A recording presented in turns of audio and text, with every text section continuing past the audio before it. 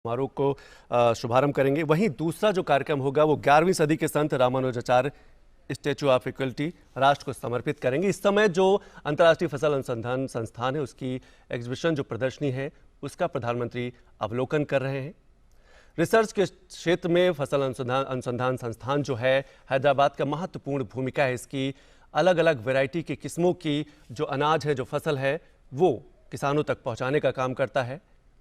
तो इस समय प्रधानमंत्री नरेंद्र मोदी प्रदर्शनी का अवलोकन कर रहे हैं। अर्ध शुष्क उष्ण कटिबंध का अंतर्राष्ट्रीय फसल अनुसंधान संस्थान, और इसकी सबसे खास बात यह है कि सिर्फ देश के किसानों तक इसका शोध नहीं पहुंचता है। इसका जो शोध है वो एशिया और उप सहारा अफ्रीका के विकास के लिए, वहां के एग्रीकल्चर सेक्टर को बढ़ावा देने के लिए वहां तक इसका जो शोध है, इसके जो अनाज है, इसके जो बीज हैं वो पहुंचते हैं। और यही अवलोकन प्रधानमंत्री नरेंद्र मोदी इस प्रदर्शनी में कर रहे हैं।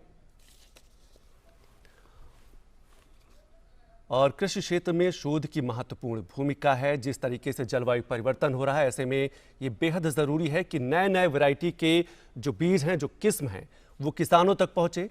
और इसीलिए लगातार प्रयास किए जा रहे हैं। और इसी प्रयास की जो एक कड़ी में प्रधानमंत्री नरेंद्र मोदी आज हैदराबाद के इक्रिसेट जो संस्थान यानी कि अंतर्राष्ट्रीय फसल अनुसंधान संस्थान है, वहाँ पर पहुँचे हैं।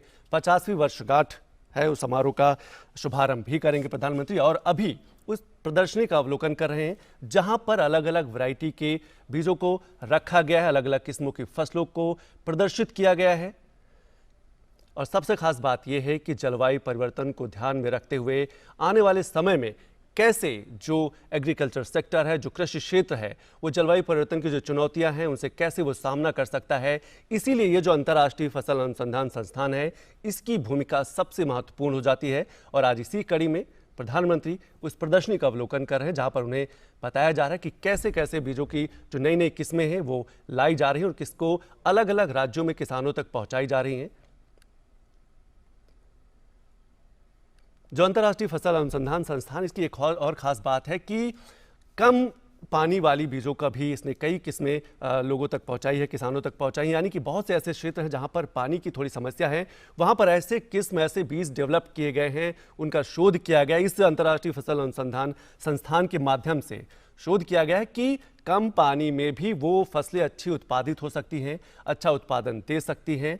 इसीलिए लगातार एग्रीकल्चर सेक्टर में, कृषि में शोध को महत्व दिया जा रहा है। और लगातार प्रधानमंत्री भी अपने कई बार कह चुके हैं कि कृषि क्षेत्र में शोध को बढ़ावा दिया जाए, अनुसंधान को बढ़ावा दिया जाए, ताकि जो कृषि की उत्पादकता है, जो किसानों की उत्पादकता क्षमता है, उसको बढ़ावा दिया जा सके। और यही वो प्रदर्शनी है जहां पर देख सकते हैं आप अलग अलग फसलों की किस्मों के जो बीज हैं उनको प्रदर्शित किया गया है, जिसको प्रधानमंत्री नरेंद्र मोदी अवलोकित कर रहे हैं, देख रहे हैं कि कौन सी बीज हैं।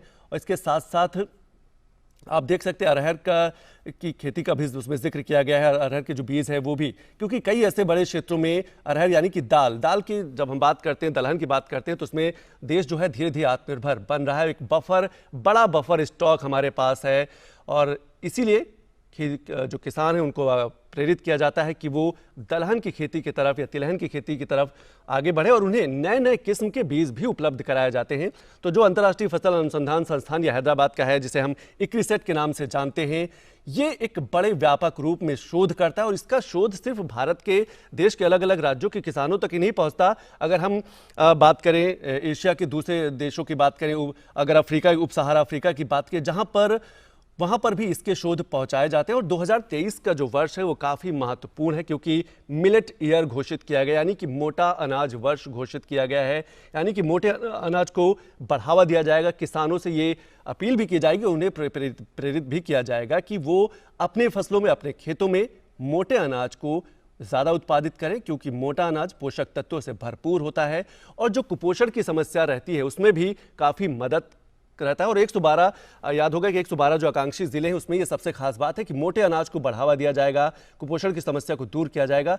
और इसीलिए प्रधानमंत्री आज उस प्रदर्शनी का अवलोकन कर रहे हैं जहां पर अलग अलग वैरायटी के, अलग अलग किस्मों के, चाहे रबी की फसलों की बात करें, चाहे खरीफ की फसलों की बात करें, उनके जो बीज हैं, उनकी जो प्रदर्शनी है उसको अवलोकित कर रहे हैं। और ये समझने की कोशिश कर रहे हैं कि आने वाले दिनों में जलवायु परिवर्तन की जो चुनौतियां हैं उससे जो कृषि क्षेत्र है वो कैसे निपट सकता है। तो प्राकृतिक संसाधन प्रबंधन की बात होती है जब हम प्राकृतिक खेती की, इसीलिए लगातार प्रयास किए जा रहे हैं कि प्राकृतिक खेती को बढ़ावा दिया जाए, यानी कि ऐसी खेती जिसमें रसायन का उपयोग बिल्कुल ना हो, प्राकृतिक तरीके से उस खेती को उत्पादित किया जाए, उस फसल को उत्पादित किया जाए, जिसमें जीरो बजट फार्मिंग की भी बात होती है, यानी कि किसानों को खेती में लागत कम से कम की जाए।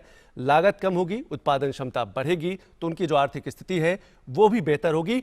और यही एक देखिए वीडियो प्रदर्शनी के माध्यम से प्रधानमंत्री जी को ये दिखाया जा रहा है कि कैसे फसलों को, जो कम पानी वाली फसलें हैं, या कैसे शोध बीजों का शोध किया जा रहा है, कैसे बढ़ावा दिया जा रहा है, कैसे छोटे छोटे डैम बनाकर जल संचयन की क्षमता को बढ़ावा दिया जा रहा है, क्योंकि ये भी जरूरी है कि किसान सिंचित क्षेत्र को लेकर भी आत्मनिर्भर बने। इसीलिए कई कई राज्यों में, अगर हम उत्तर प्रदेश के कई राज्यों की बात करें तो वहां पर बुंदेलखंड की तरफ की बात करें तो हर खेत तालाब योजना भी संचालित की जाती कि अगर जो किसान है वो अपने खेत में ही एक छोटा सा तालाब बना ले ताकि उसको पानी के लिए कहीं और परेशान होने की जरूरत ना पड़े। तो प्रधानमंत्री एक प्रदर्शनी का अवलोकन कर रहे हैं जिसके माध्यम से ये बताया जा रहा है कि अलग अलग शोध के माध्यम से, ये मोटा अनाज है जिसके 2023 को मोटा अनाज घोषित किया गया और मोटे अनाज को ज़्यादा बढ़ावा दिया गया है ताकि मोटा अनाज जो अगर ज़्यादा उत्पादित होगा तो जो पोषक तत्व हैं हमारे आपके स्वास्थ्य को भी बेहतर किया जाएगा। इसीलिए अगर हम किसानों की आर्थिक क्षमता की बात करें तो सरकार लगातार ये प्रयास कर रही है कि ऑनलाइन मंडियां स्थापित की गई हैं कि वो सीधे अपना जो उत्पादित जिन्स है वो कहीं भी किसी भी बाजार में जाके बेच सकता है ताकि वो आर्थिक रूप से अपनी संपन्नता को बरकरार रखे। और सरकार का मकसद यही है कि किसानों की जो आय है वो लगातार बढ़ती रहे, उनके पास ऐसे बीज, ऐसे जिन्स पहुंचे जिससे वो अपनी उत्पादन क्षमता को बढ़ा सके। और इसमें सबसे खास बात है रेन वाटर मैनेजमेंट, जिसका जो प्रधानमंत्री नरेंद्र मोदी इस समय देख भी रहे हैं कि रेन वाटर मैनेजमेंट की जो संरचना है उसको कैसे आगे बढ़ावा दिया जा सकता है और खास तौर से किसानों को इस बात के लिए प्रेरित किया जा सकता है कि वर्षा जल का संचयन कैसे करें। इसको लेकर यह भी जरूरी है कि समय समय पर प्रशिक्षण, उन्हें ट्रेनिंग दी जाए और लगातार दी भी जा रही है। तो आप देख रहे हैं कि प्रधानमंत्री जो हैं वो एक प्रदर्शनी का अवलोकन कर रहे हैं जहां पर इक्रिसेट जो है उसके माध्यम से जो प्रदर्शनी लगाई गई है उसका अवलोकन करें, उन्हें समझने का प्रयास, उनको समझाया जा रहा है कि कैसे जो उत्पादित अनाज है उसको और आगे बढ़ावा दिया जाएगा, जो अलग अलग किस्मों की जो अनाज है, जो बीज हैं, जो उनको किसानों तक पहुंचाने का लगातार प्रयास किया जाएगा।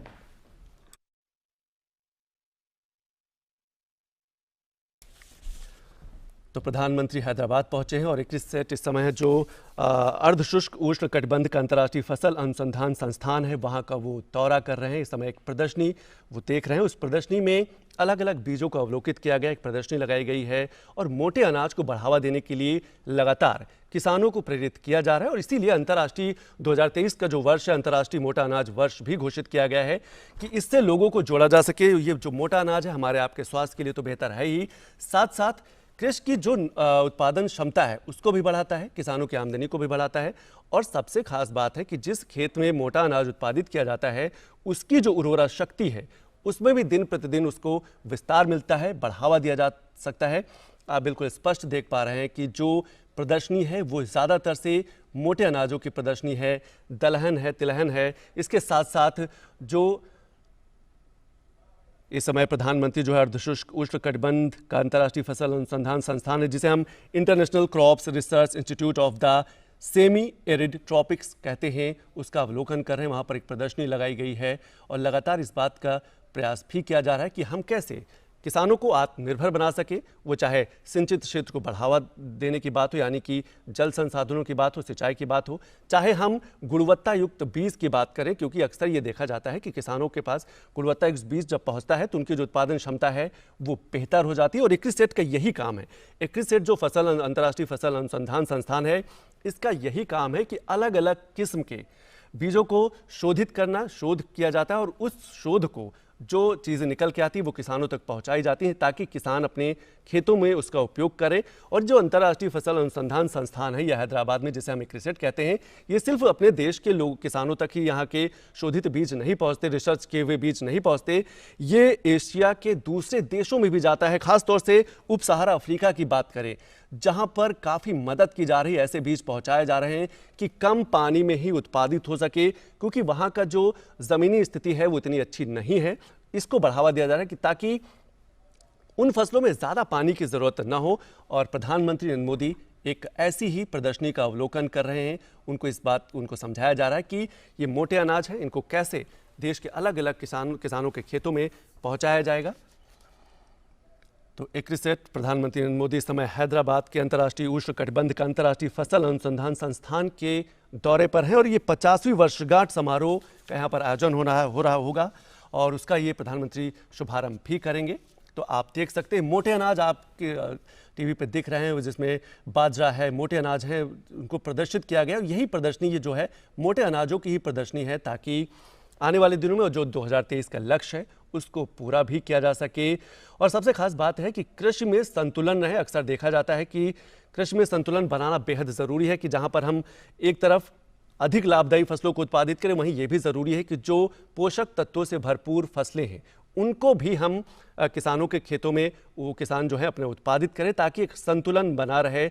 और संतुलन जब बना रहता है तो मिट्टी की जो उर्वरा शक्ति है, जो उर्वरा क्षमता है वो बढ़ती है। इसीलिए प्राकृतिक खेती को भी बढ़ावा दिया जाता है। तो आप देख रहे हैं कि प्रधानमंत्री कैसे जो एग्रीकल्चर सेक्टर से जुड़ी हुई यानी कि कृषि प्रदर्शनी का अवलोकन कर रहे हैं। और इस कृषि प्रदर्शनी में जो भारतीय जो अर्धशुष्क उष्णकटिबंध अंतर्राष्ट्रीय फसल अनुसंधान संस्थान हैदराबाद में है उसमें प्रधानमंत्री उसका अवलोकन करें। और मोटे अनाजों को प्रदर्शित किया गया है। आप साफ तौर पर देख सकते हैं कि मोटे अनाजों को बढ़ावा देने के लिए सरकार लगातार काम कर रही है। इसके लिए कृषि विज्ञान केंद्र यानी कि जिनको हम केवीके कहते हैं, देश भर के केवीके को भी जोड़ा गया है क्योंकि केवीके के माध्यम से ही स्थानीय किसानों को अच्छे और गुणवत्ता युक्त बीज है वो पहुंचते हैं। तो प्रधानमंत्री इस समय international crops research institute of the semi arid tropics अनुसंधान संस्थान में प्रदर्शनी का अवलोकन कर रहे हैं। अब वो अवलोकन कर रहे थे और प्रधानमंत्री का यह हैदराबाद में एक दिवसीय दौरा है, महत्वपूर्ण दौरा है। और साथ में केंद्रीय कृषि मंत्री नरेंद्र सिंह तोमर भी मौजूद हैं क्योंकि जो अंतर्राष्ट्रीय फसल अनुसंधान संस्थान है वो एक महत्वपूर्ण भूमिका अदा करता है नए नए बीजों को किसानों तक पहुंचाने में, नई किस्म के जो बीज हैं, जो फसल हैं उनको किसानों तक पहुंचाने में। और अभी बात करें तो लगभग अभी पिछले कुछ वर्षों में 117 किस्म के जो बीज हैं, जो फसल हैं वो शोधित किए गए हैं, उनका रिसर्च किया गया है।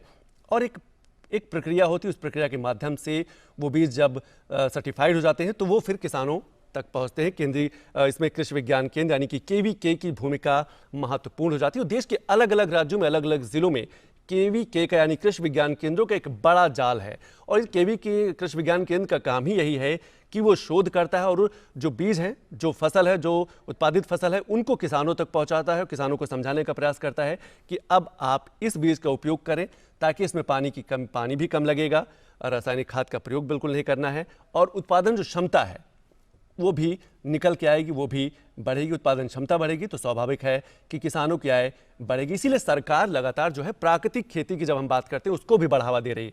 जैसे मोटा अनाज वर्ष 2023 मनाया जाएगा, मोटे अनाज को विस्तार दिया जाएगा, देश भर के किसानों के खेतों तक पहुंचाने का प्रयास किया जाएगा। उसी तरह प्राकृतिक खेती को बढ़ाने के लिए भी सरकार लगातार प्रयास कर रही है। और प्राकृतिक खेती का मतलब है कि जीरो बजट फार्मिंग यानी कि लागत बेहद कम, रासायनिक खाद का प्रयोग बिल्कुल नहीं, जैविक खेती जिसको हम प्राकृतिक खेती कहते हैं।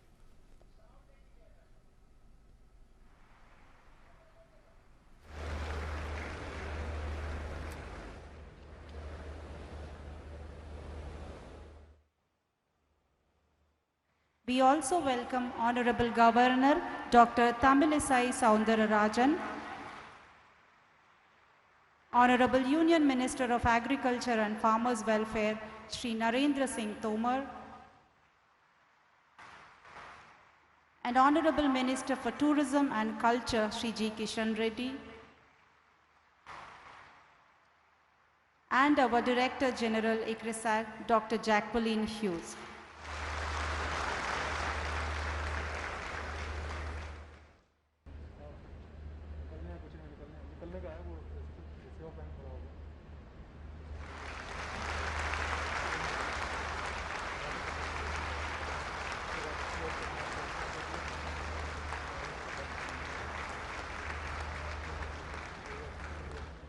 Thank you, Dr. Hughes.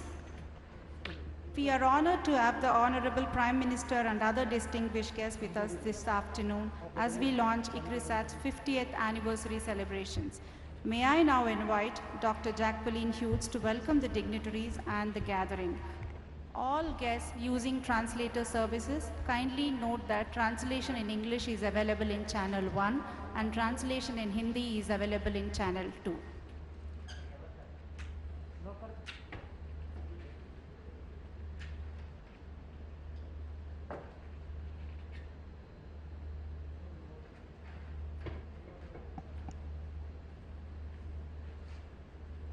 Honorable Prime Minister Shri Narendra Modi, Honorable Governor Dr. Tamilisai Soundararajan, Honorable Minister of Agriculture and Farmers Welfare Shri Narendra Singh Tomar, Honorable Minister for Tourism, Culture and Development of Northeast Shri Kishan Reddy, members of the Diplomatic Corps and distinguished guests in the audience, ladies and gentlemen.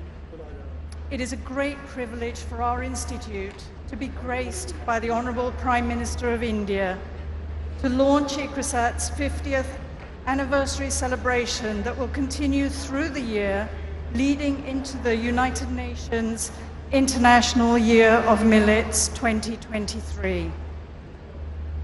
Great visionaries such as Dr. M.S. Swaminathan understood the need for an advanced agriculture research institute to serve the needs of the smallholder farmers, specifically in the drylands. Thus, the constitution of ICRISAT, the International Crops Research Institute for the Semi-Arid Tropics, was signed on the 28th of March, 1972. ICRISAT is the only international agricultural research institute headquartered in India. From humble beginnings, ICRISAT has made great strides in its journey of 5 decades. Through this journey, ICRISAT has aligned its work with the goals of our host country, such as doubling farmers' incomes, self-sufficiency in pulses, more crop per drop, and many others. Our work has been supported by the Government of India, the Ministry of Agriculture and Farmers Welfare, the Indian Council of Agricultural Research and its affiliated institutes, the State of Telangana, other stakeholders in the Indian agriculture ecosystem, and many international donors. We're grateful for their support and hope the partnership will continue for at least another 5 decades. Farming has always been risky, especially in the semi-arid rain-fed regions.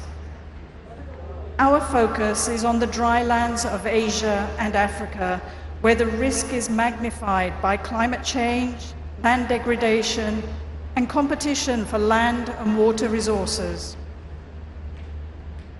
We work on the production systems of our nutritious mandate crops: sorghum, pearl and finger millet, groundnut, chickpea, pigeon pea, assuring affordable and available nutritious foods. Women and youth and assuring equity are a particular focus of our research for development. As we stand on this momentous threshold, it is important that we look to understand the future challenges for the drylands and to start to develop solutions now. We will use cutting-edge technologies to bring varieties and hybrids to farmers faster and ensure better management of natural resources to help fight climate change and reverse environmental degradation. On its 50th anniversary, ICRISAT rededicates itself to making dryland agriculture resilient, sustainable, and profitable. Thank you.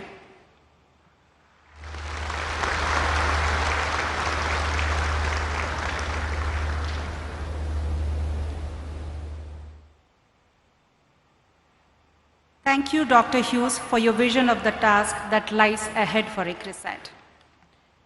I now invite Honorable Minister for Agriculture and Farmers Welfare, Shri Narendra Singh Tomar, to address the gathering.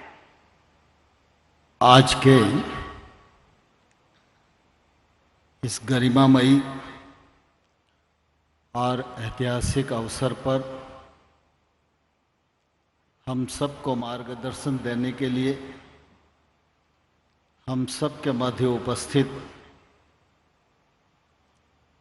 हम सब के प्रिय और सारी दुनिया में लोकप्रिय दूरदर्शी नेतृत्व के रूप में जिनकी पूरी दुनिया में पहचान बनी है, ऐसे हम सब के नेता हमारे प्रधानमंत्री माननीय श्री नरेंद्र मोदी जी, हमारे इस राज्य की राज्यपाल बहन तिमिल सलाई सोदर राजन जी, केंद्र सरकार के पर्यटन और संस्कृति मंत्री मान्यवर Shri Kishan Reddy ji, DG ICRISAT doctor Jacqueline ji, कृषि सचिव संजय अग्रवाल जी, डेयर सचिव डॉक्टर महापात्रा जी, सचिव science and technology Shri Chandrashekhar ji, राज्य के सभी संबंधित अधिकारीगण, जनप्रतिनिधिगण, एग्रीसाइट परिवार के सदस्य महानुभाव और उपस्थित गणमान्य सज्जनों, बहनों और पत्रकार मित्रों, आज एग्रीसाइट का 50 वर्ष पूर्ण हो रहे हैं।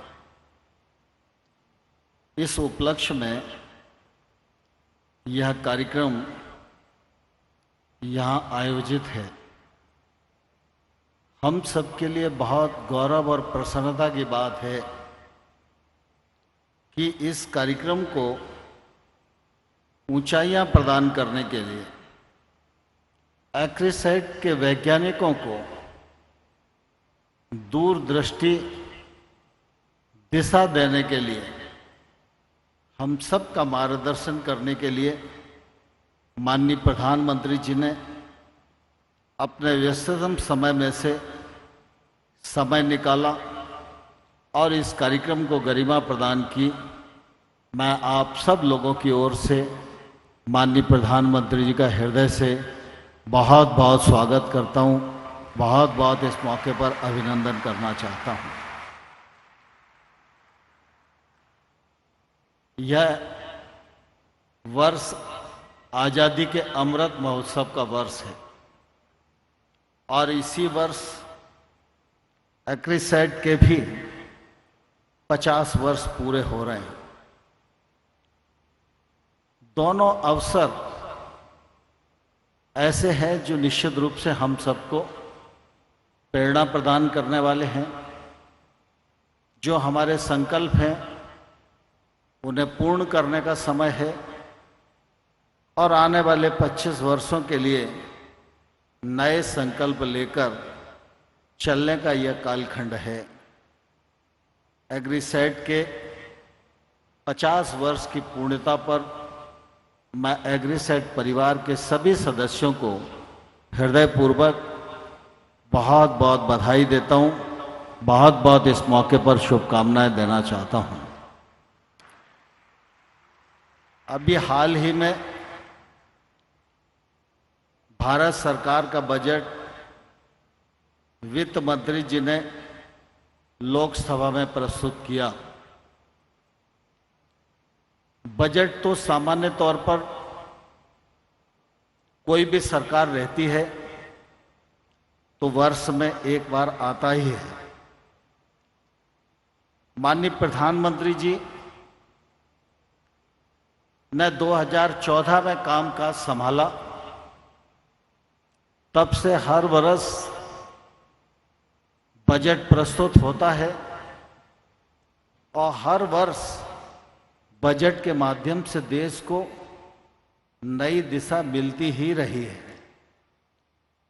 लेकिन इस बार का बजट जहां एक ओर गांव, गरीब, किसान, दलित, महिला और नौजवान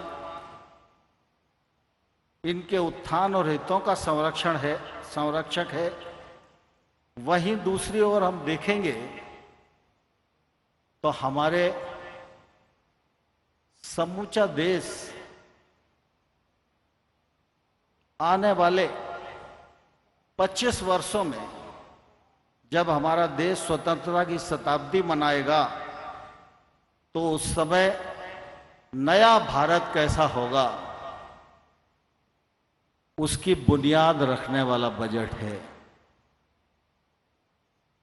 इस अच्छे बजट को देश के सभी वर्गों ने सराहा है और इस अच्छे बजट की कल्पना के पीछे प्रधानमंत्री जी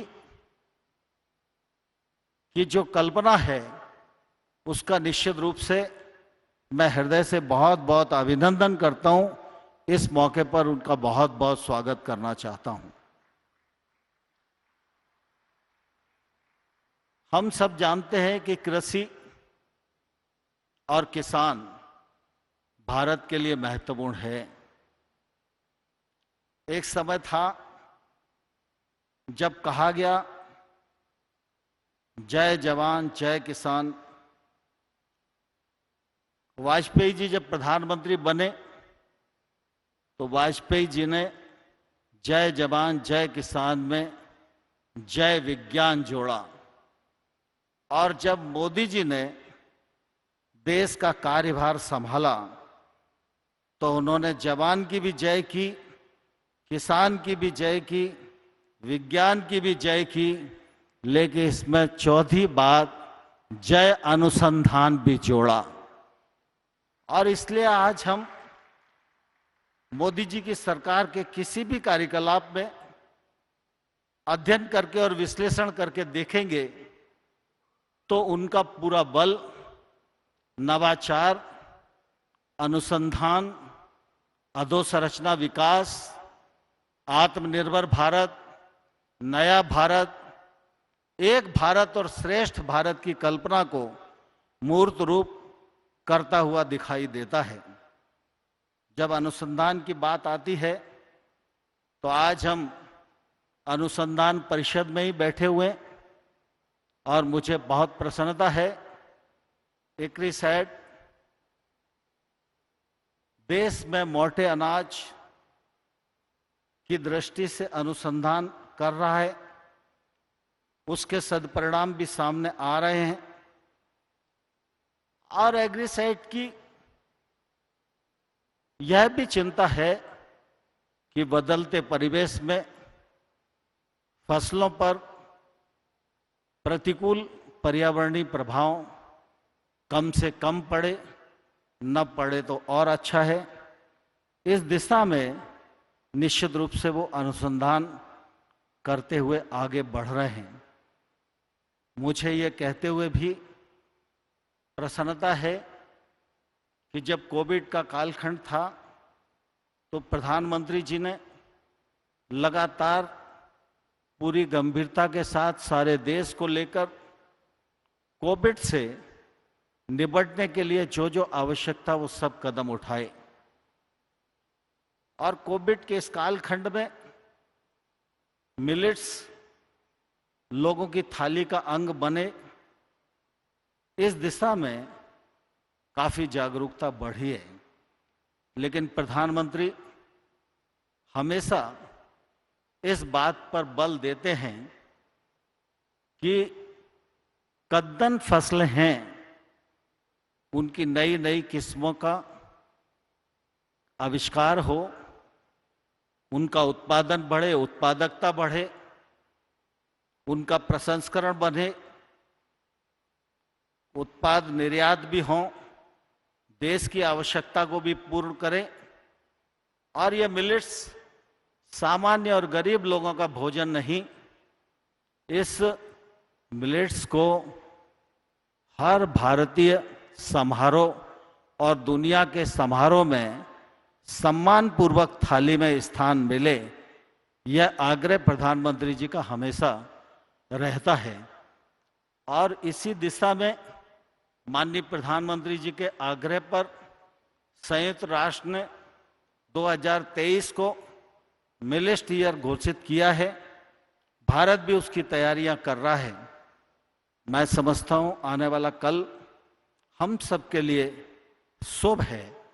एग्रीसेट जिस दिशा में काम कर रहा है वह दिशा आने वाले कल में फलीभूत भी होने वाली है। जलवायु परिवर्तन के इस दौर में सारा देश चिंतित है, सारी दुनिया चिंतित है और क्लाइमेट चेंज के प्रति हमारे प्रधानमंत्री जी की प्रतिबद्धता वह निश्चित रूप से दुनिया में सर्वविदित है। जलवायु परिवर्तन के इस दौर में एग्रीसेट जैसे संस्थानों की जिम्मेवारी और बढ़ जाती है। मैं समझता हूं इस अवसर पर एग्रीसेट पूरे परिवार को यह संकल्प करना चाहिए कि जलवायु परिवर्तन के इस दौर में जो हमारे संस्थान की भूमिका है वो उस भूमिका को पूरी गंभीरता के साथ निर्वहन करेंगे और सिर्फ देश को ही नहीं दुनिया को एक सकारात्मक संदेश देने में हम सफल होंगे। एग्रीसेट के 50वें वर्ष के इस मौके पर मैं पूरे परिवार को बहुत बहुत बधाई देता हूं, बहुत शुभकामनाएं देता हूं और मंत्रालय की ओर से माननीय प्रधानमंत्री जी का पुनः एक बार बहुत बहुत स्वागत, बहुत बहुत अभिनंदन। धन्यवाद। जय Hind.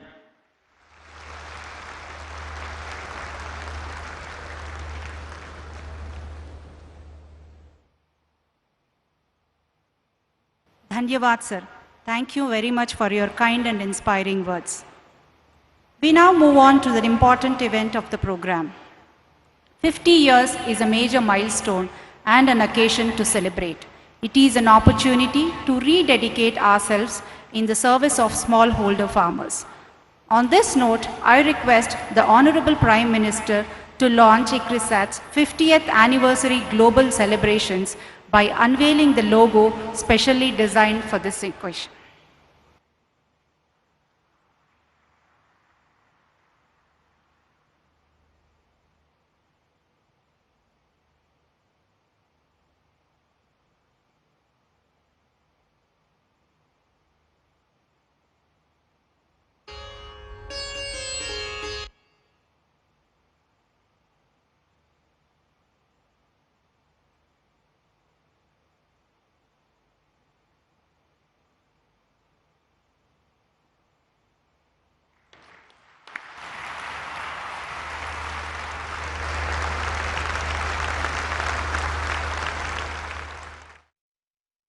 Video which talks about ICRISAT's history and research.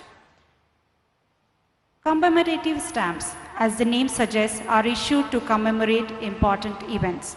We are honored that the Department of Force, Government of India has brought out a commemorative postage stamp to mark ICRISAT's 50th anniversary celebrations.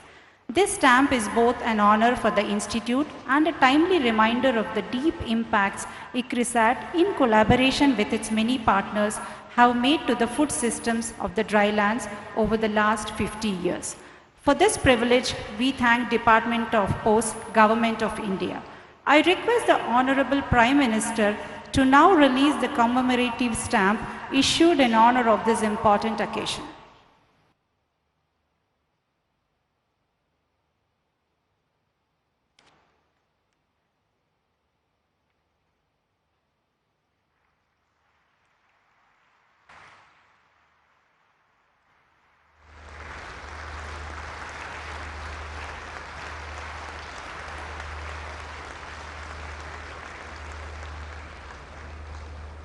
Thank you very much, sir. We now move on to the next part of the program, inauguration of Climate Change Research Facility. This state-of-the-art climate change research facility, established with the support of the Department of Science and Technology, Government of India, will strengthen global efforts to alleviate climate change impacts on agriculture and food security. The platform will support development of modern crop production and protection tools that can make agriculture more sustainable and climate resilient.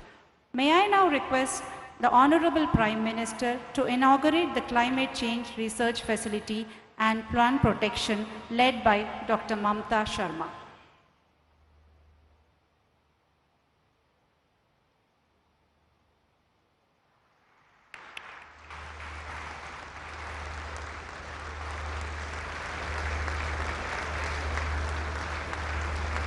Thank you, sir. The next part is the inauguration of Rapid Gen facility. Known as Rapid Gen, the facility will help produce varieties and hybrids in half the time compared to conventional breeding.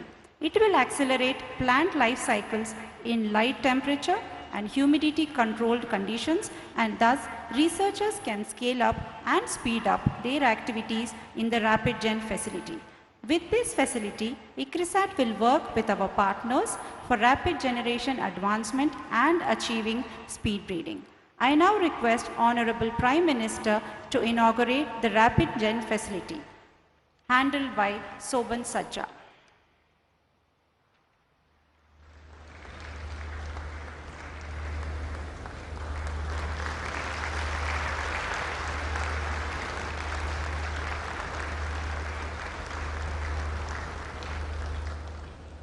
Thank you very much, sir. Ladies and gentlemen, the most awaited moment of the ceremony is here.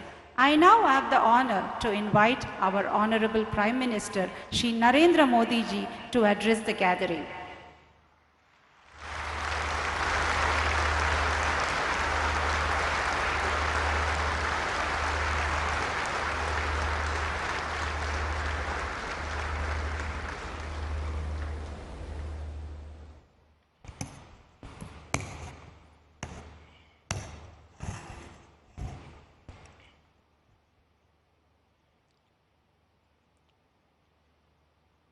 Telangana की राज्यपाल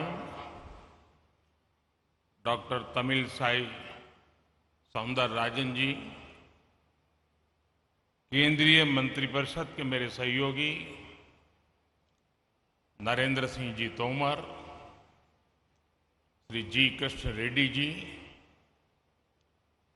ICRISAT की director general और online माध्यम से देश विदेश से खासकर अफ्रीकी देशों से जुड़े महानुभाव, यहाँ उपस्थित देवियों और सज्जनों,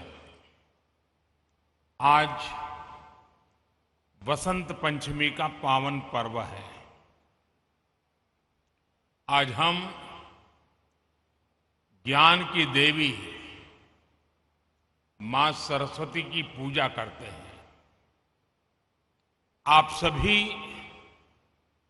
जिस क्षेत्र में हैं, उसका आधार ज्ञान, विज्ञान, इनोवेशन, इन्वेंशन ही है। और इसलिए वसंत पंचमी के दिन इस आयोजन का एक विशेष महत्व हो जाए। आप सभी को गोल्डन जुबिली सेलिब्रेशन की बहुत बहुत बधाई।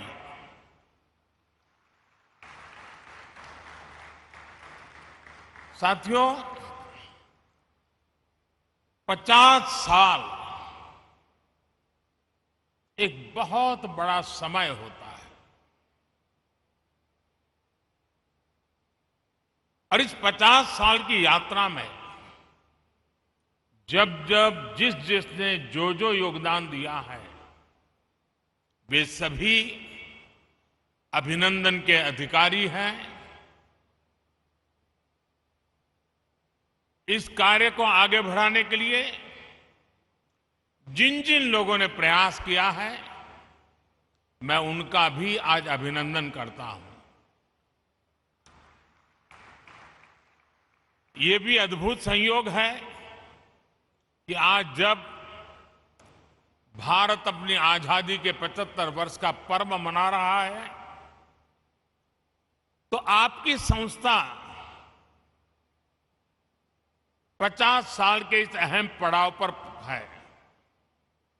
जब भारत ने आजादी के 100 वर्ष मनाएगा, तो आप 75 वर्ष में होंगे।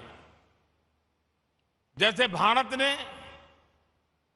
अगले 25 वर्षों के लिए नए लक्ष्य बनाए हैं, उन पर काम करना शुरू कर दिया है, वैसे ही अगले 25 वर्ष इक्रिसैट के लिए भी उतने ही अहम है। साथियों, आपके पास 5 दशकों का अनुभव है। इन 5 दशकों में आपने भारत सहित दुनिया के एक बड़े हिस्से में कृषि क्षेत्र की मदद की है। आपकी रिसर्च, आपकी टेक्नोलॉजी ने मुश्किल परिस्थितियों में खेती को आसान और सस्टेनेबल बनाया है। अभी मैंने जो टेक्नोलॉजी डिस्प्ले देखा, उसमें इक्रिसैट के प्रयासों की सफलता नजर आती है। पानी और मिट्टी का मैनेजमेंट हो, क्रॉप वैरायटी और प्रोडक्शन प्रैक्टिसेस में सुधार हो, ऑन फार्म डायवर्सिटी में बढ़ोतरी हो, लाइव स्टॉक इंटीग्रेशन हो और किसानों को मार्केट से जोड़ना हो, ये होलिस्टिक अप्रोच निश्चित रूप से एग्रीकल्चर को सस्टेनेबल बनाने में मदद करती है। तेलंगाना और आंध्र प्रदेश में दालों, विशेष रूप से चिकपी को लेकर इस क्षेत्र में जो विस्तार हुआ है, उसमें आपका योगदान अहम रहा है। किसानों के साथ इक्रिसैट की यही कोलैबोरेटिव अप्रोच खेती को और सशक्त करेगी, समृद्ध करेगी। आज climate change research facility on planet protection और रैपिड जनरेशन एडवांसमेंट फैसिलिटी के रूप में नई फैसिलिटीज का उद्घाटन हुआ है। ये रिसर्च फैसिलिटीज क्लाइमेट चेंज की चुनौती का सामना करने में कृषि जगत की बहुत मदद करेंगे। और आपको पता होगा, बदलते हुए क्लाइमेट में हमारी एग्रीकल्चर प्रैक्टिसेस में क्या परिवर्तन लाने चाहिए, उसी प्रकार से भारत ने लास्ट एक बहुत बड़ा इनिशिएटिव लिया है कि क्लाइमेट चेंज के कारण जो परिस्थितियां पैदा हुई हैं, नेचुरल कैलेमिटीज आती है, उसमें मानव मृत्यु की चर्चा तो सामने आती है, लेकिन इंफ्रास्ट्रक्चर का जो नुकसान होता है वो पूरी व्यवस्थाओं को चरमरा देता है। और इसलिए भारत सरकार ने क्लाइमेट रेजिस्टेंस वाले इंफ्रास्ट्रक्चर के लिए उस पर चिंतन मनन और योजनाएं बनाने के लिए ग्लोबल लेवल के इंस्टीट्यूट को जन्म दिया है। आज वैसा ही एक काम इस एग्रीकल्चर सेक्टर के लिए हो रहा है। आप सब अभिनंदन के अधिकारी हैं। साथियों, क्लाइमेट चेंज वैसे तो दुनिया की हर आबादी को प्रभावित करता है, लेकिन इससे सबसे ज्यादा प्रभावित लोग वो होते हैं जो समाज के आखिरी पायदान पर होते हैं, जिनके पास रिसोर्सेज की कमी है, जो विकास की सीढ़ी में ऊपर चढ़ने के लिए मेहनत कर रहे हैं। इनमें बड़ी संख्या में हमारे छोटे किसान हैं और भारत में 80-85% किसान छोटे किसान हैं। हमारे छोटे किसान क्लाइमेट चेंज की बात उनके लिए बहुत बड़ा संकट बन जाती है। इसलिए भारत ने क्लाइमेट चैलेंज से निपटने के लिए दुनिया से इस पर विशेष ध्यान देने का आग्रह किया है। भारत ने 2070 तक 2070 तक नेट जीरो का टारगेट तो रखा ही है, हमने life mission, lifestyle for environment, इस लाइफ मिशन की जरूरत को भी हाईलाइट किया है। उसी प्रकार से प्रो प्लेनेट पीपल एक ऐसा मूवमेंट है जो क्लाइमेट चैलेंज से निपटने के लिए हर कम्युनिटी को, हर इंडिविजुअल को क्लाइमेट रिस्पॉन्सिबिलिटी से जोड़ता है। ये सिर्फ बातों तक सीमित नहीं है, बल्कि भारत सरकार के एक्शंस में भी ये रिफ्लेक्ट होता है। बीते सालों के प्रयासों को आगे बढ़ाते हुए इस साल के बजट में क्लाइमेट एक्शन को बहुत अधिक प्राथमिकता दी गई है। ये बजट हर स्तर पर, हर सेक्टर में ग्रीन फ्यूचर के भारत के कमिटमेंट्स को प्रोत्साहित करने वाला है। साथियों, क्लाइमेट और दूसरे फैक्टर्स के कारण भारत की एग्रीकल्चर के सामने जो चुनौतियां हैं, उनसे निपटने में भारत के प्रयासों से आप सभी एक्सपर्ट, साइंटिस्ट, टेक्नीशियंस भली भांति परिचित हैं। आप में से ज्यादातर लोग ये भी जानते हैं कि भारत में 15 एग्रो क्लाइमेट जोन्स हैं। हमारे यहां वसंत, ग्रीष्म, वर्षा, शरद, हेमंत और शिशिर, ये 6 ऋतुएं भी होती हैं। यानी हमारे पास एग्रीकल्चर से जुड़ा बहुत विविधता भरा और बहुत प्राचीन अनुभव है। इस अनुभव का लाभ विश्व के अन्य देशों को भी मिले, इसके लिए इक्रिसेट जैसे संस्थाओं को भी अपने प्रयास बढ़ाने होंगे। आज हम देश के करीब 170 डिस्ट्रिक्ट्स में ड्राउट प्रूफिंग के समाधान दे रहे हैं।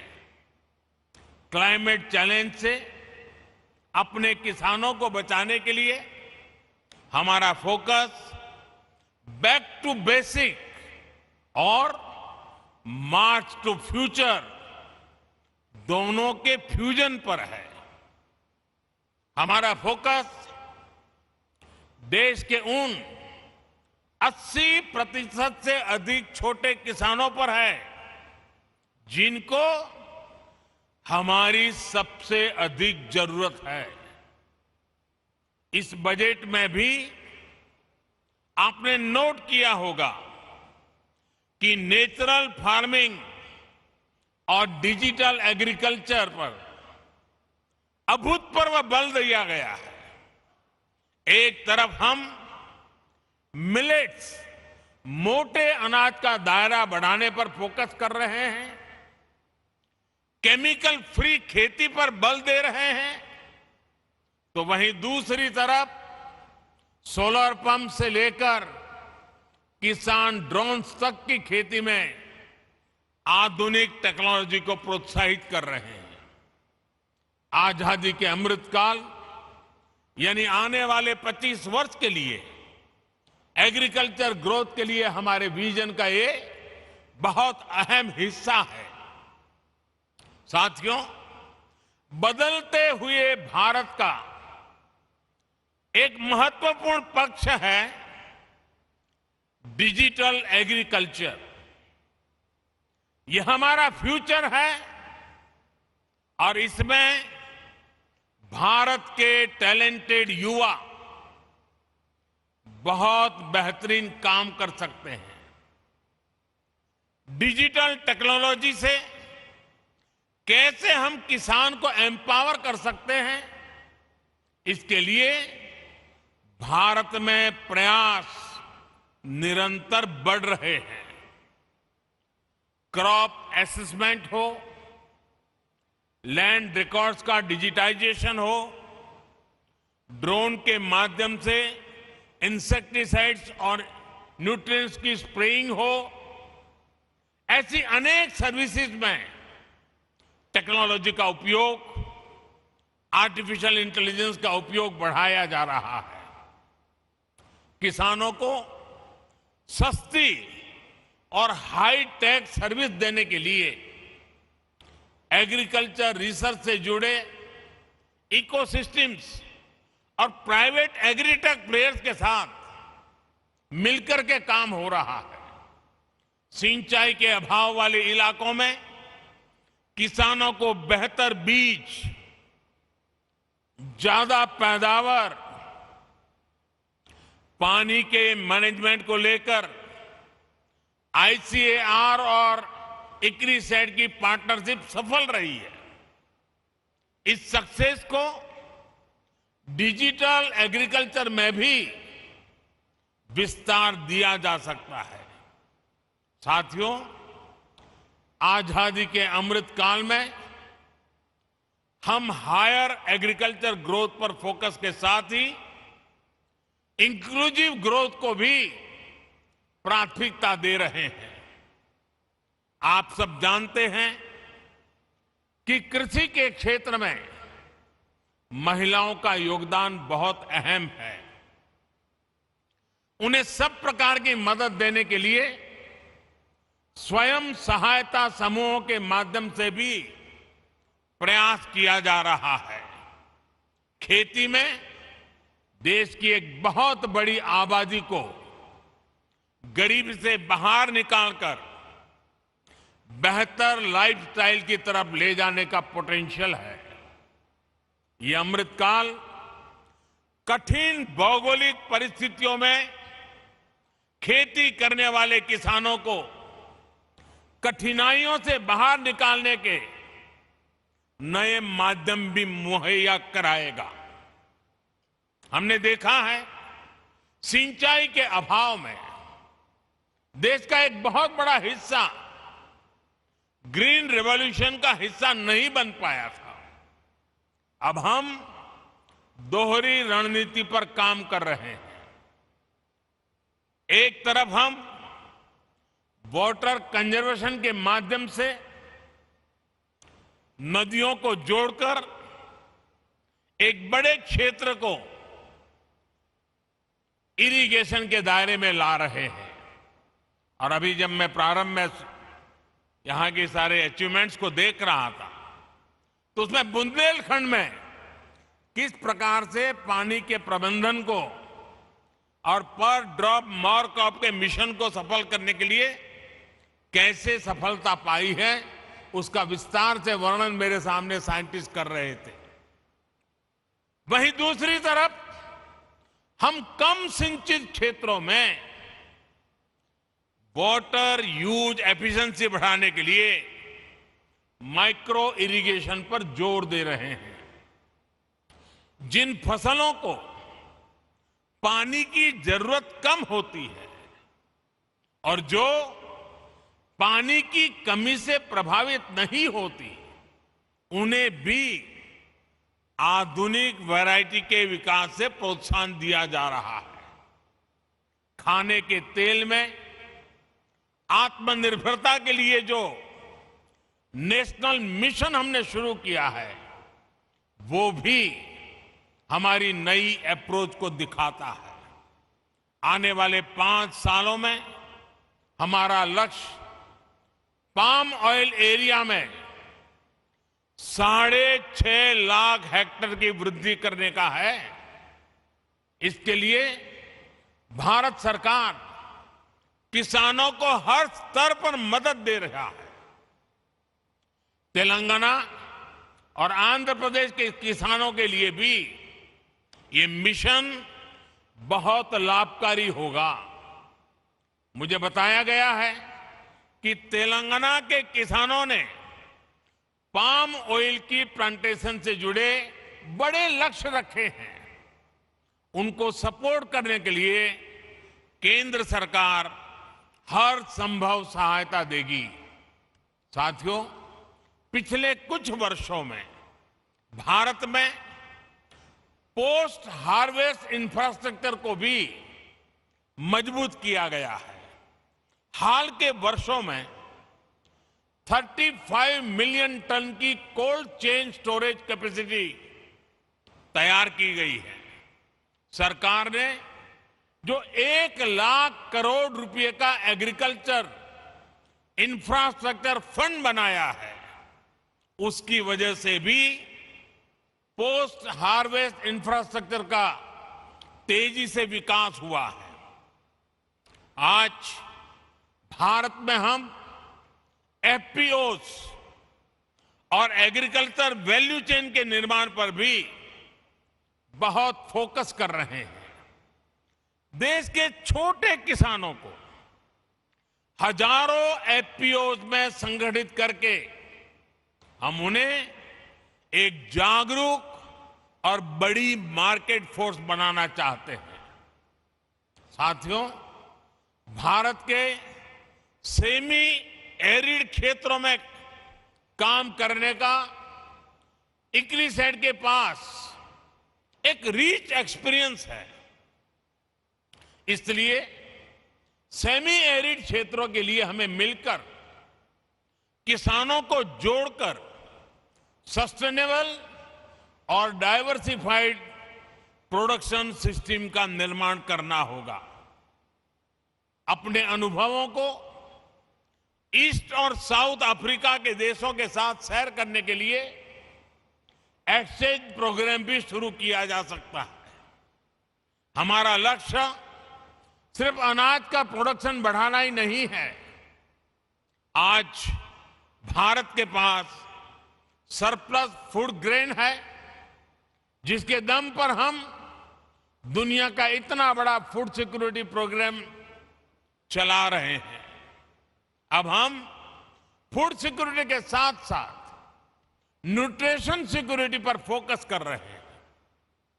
इसी विजन के साथ बीते 7 सालों में हमने अनेक बायो फोर्टिफाइड वैरायटीज का विकास किया है। अब अपनी खेती को डाइवर्सिफाइड करने के लिए अपने सूखा प्रभावित क्षेत्रों में अधिक उत्पादन के लिए बीमारियों और कीटों से अधिक सुरक्षा देने वाली रिजिलिएंट वैरायटीज पर हमें ज्यादा से ज्यादा काम करना है। साथियों, इक्रिसेट, आईसीएआर और एग्रीकल्चर यूनिवर्सिटी के साथ मिलकर एक और इनिशिएटिव पर काम कर सकता है। ये क्षेत्र है बायोफ्यूल का। आप तो स्वीट सोरगम उस पर काम करते रहे हैं। आप ऐसे बीज तैयार कर सकते हैं जिससे सूखा प्रभावित किसान या कम जमीन वाले किसान अधिक बायोफ्यूल देने वाली फसलें उगा सकें। बीजों की प्रभावी डिलीवरी कैसे हो, उनके प्रति विश्वास कैसे पैदा हो, इसको लेकर भी मिलकर हम सबको साथ मिलकर के काम करने की जरूरत है। साथियों, मेरा विश्वास है कि आप जैसे इनोवेटिव माइंड्स की मदद से, पीपल्स पार्टिसिपेशन से और सोसाइटी के कमिटमेंट से हम एग्रीकल्चर से जुड़ी तमाम चुनौतियों पर विजय प्राप्त कर पाएंगे। भारत और दुनिया के किसानों का जीवन बेहतर बनाने में आप ज्यादा समर्थ हो, बेहतर से बेहतर टेक्नोलॉजिकल सॉल्यूशन देते रहें।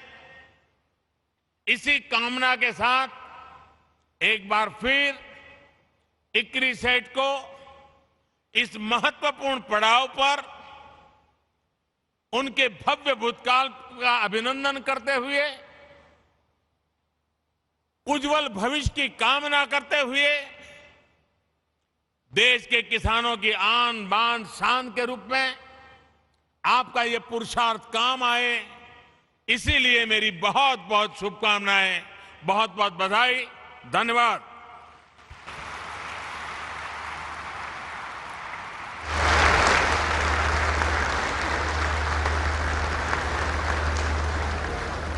Thank you very much, sir, for your encouraging and inspiring words.